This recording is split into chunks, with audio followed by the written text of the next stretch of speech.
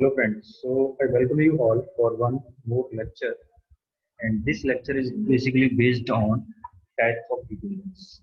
So in this particular lecture we are going to discuss the various types of heat engines which are being used for various applications. So let us see one by one. As far as heat engines are concerned, they can be classified on a number of bases. I mean there are so many bases on which we can classify the types of heat engines. So let us talk about all those bases.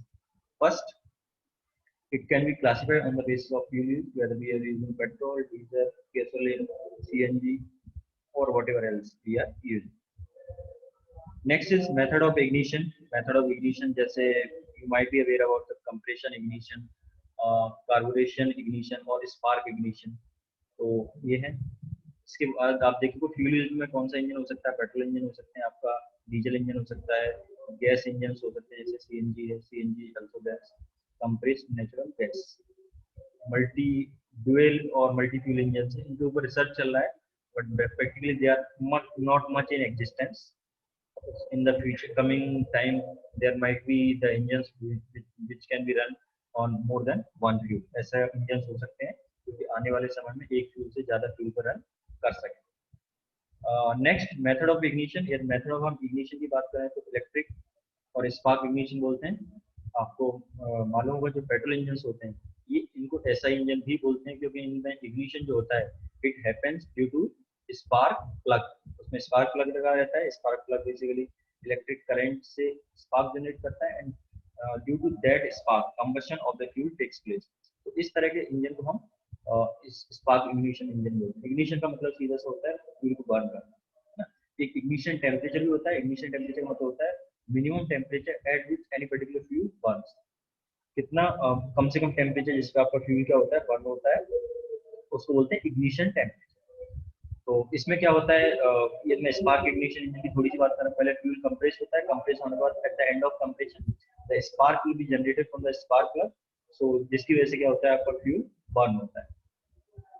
Next is compression ignition. Compression ignition क्या होता है, we attend the temperature just because of compression. देखिए ignition temperature ये achieve हो जाएगा तो आपको कोई एक्सटर्नल सोर्स की जरूरत नहीं पड़ेगी फ्यूल को इग्नाइट करने के लिए. It will happens by itself. तो जो डीजल इंजन होते हैं, डीजल इंजन में क्या बोलते हैं, पहले एयर होती है, एयर को आप कंप्रेस करते हैं.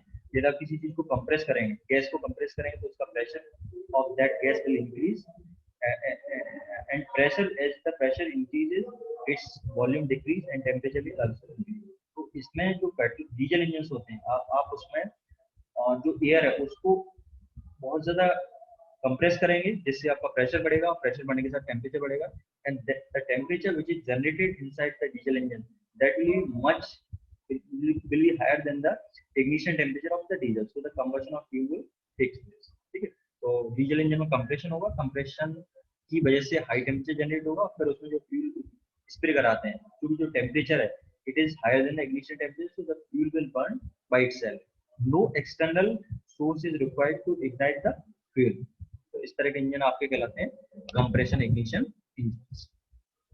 नेक्स्ट चीज आप बात करोगे तो आप देख पा रहे हैं यहाँ पे दूसरा classification method of fuel injection. आप फ्यूल किस तरह से इंजेक्ट कर रहे हैं जैसे मैं अभी आपको बता रहा था.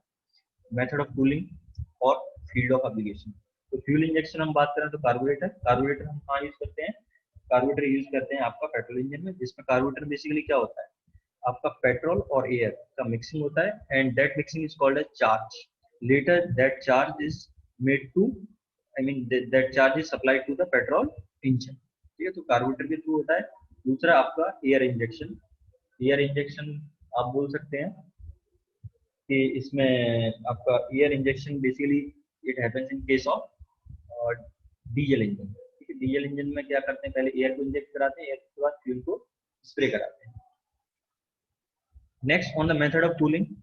जब भी इंजन कोई भी हो चाहे पेट्रोल इंजन हो, it does not matter whether the engine is petrol engine, diesel engine और whatever kind of engine is there, when it since the combustion is taking place and due to that combustion the heat will accumulate on the surface of the engine, or we can say on the surface of cylinder and or whatever components are there, so that heat has to be removed continuously. Otherwise when this when this heat will accumulate, it will adversely affect the performance of engine.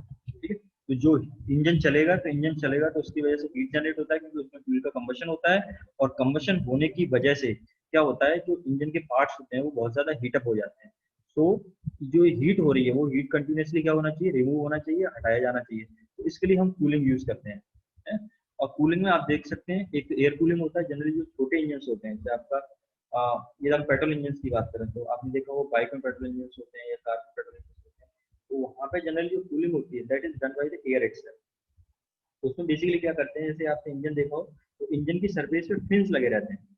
Fins की वजह से क्या होता है, उसका जो surface, fins को extended surface भी बोलते हैं। फिन्स की वजह से क्या होता है, सरफेस एरिया इंक्रीज हो जाता है। When the higher surface area increase होने का मतलब ये है कि जो सरफेस एरिया, एयर के कांटेक्ट वाला एरिया वो बढ़ेगा। जब कांटेक्ट का एरिया बढ़ेगा तो ज्यादा हीट का ट्रांसफर होगा। तो यहाँ पे बेसिकली एयर कूलिंग में जो हीट का ट्रांसफर हो रहा है, कूलिंग हो रही है, that is done by the air. और हम उसमें क्या है, इंजन के साथ फिन्स लगा देते हैं। फिन से क्या होता है, उसका एरिया बढ़ता है, एरिया बढ़ेगा तो कूलिंग फास्टर रेट पे होगी।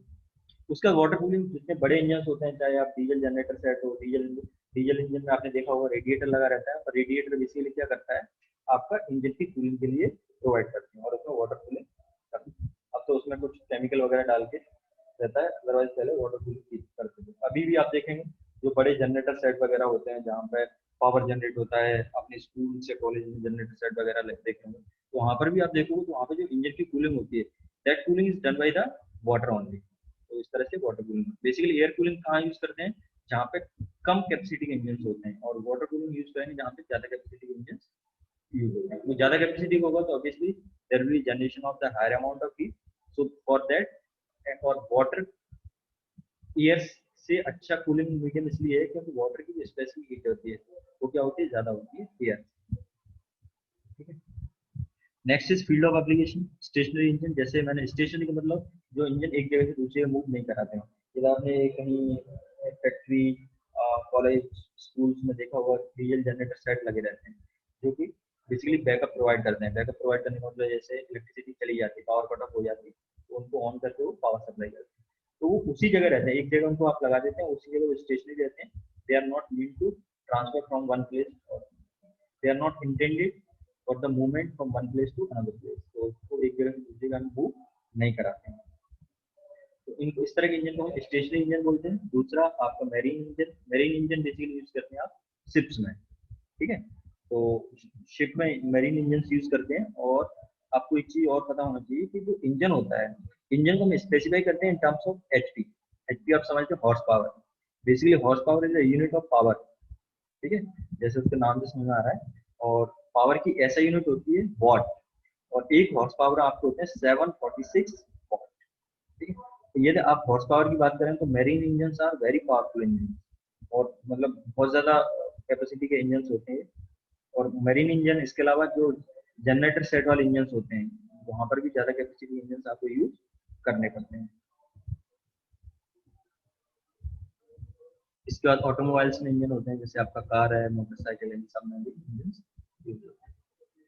तो पेट्रोल इंजन हो सकते हैं, डीजल इंजन हो सकते हैं। एरो इंजन जो एरोस्पेस में, एरोप्लेन्स में आप यूज करते हैं, हेलीकॉप्टर में जो इंजन यूज करते हैं, वो यहाँ पर भी हाई कैपेसिटी के इंजन आपको यूज करने पड़ते हैं। मतलब करीब आपको 3500 एचपी, 2000 एचपी, इस तरह से आपको इंजन यूज करने पड़ते हैं। एरोप्लेन है, हेलीकॉप्टर है, इसमें इनका यूज होता है।